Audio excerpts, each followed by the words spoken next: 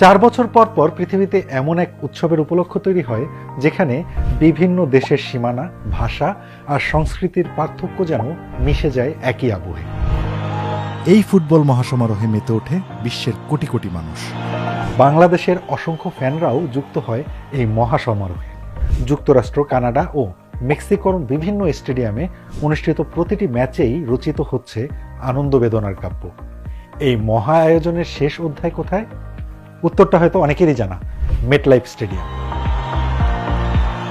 Final match সহ 8টি ম্যাচের এই ভেন্যুটি যুক্তরাষ্ট্রের নিউ জার্সিতে অবস্থিত। প্রায় 21 লাখ বর্গফুট আয়তন এবং একসঙ্গে 82,500 দর্শক ধারণ ক্ষমতা সম্পন্ন ভেন্যুটি ফাইনালের মতো গুরুত্বপূর্ণ ম্যাচের জন্য একদমই উপযুক্ত। শুধু ফুটবলই নয়, অনেক বড় বড় অনুষ্ঠান ও কনসার্টেরও আয়োজন করা হয় এই মেটলাইফ স্টেডিয়ামে। শুধু স্টেডিয়ামের নামই নয়, বিশ্বজুড়ে বিমার আর্থিক সুরক্ষায়ও কাজ করে মেটলাইফ। একটা মজার ব্যাপার কি জানেন? এই আসরে খেলতে আসা 48টি দেশের মধ্যে 24টি দেশেই উপস্থিতি আছে মেটলাইফের। বাংলাদেশেও এর কার্যক্রম রয়েছে 74 বছরেরও বেশি সময় ধরে। 19 জুলাই 2026 ফাইনাল ম্যাচের মহারণে রেফারির শেষ বাঁশি বাজার সঙ্গে সঙ্গে হাসি কান্নার ঢেউ উঠবে এখানে।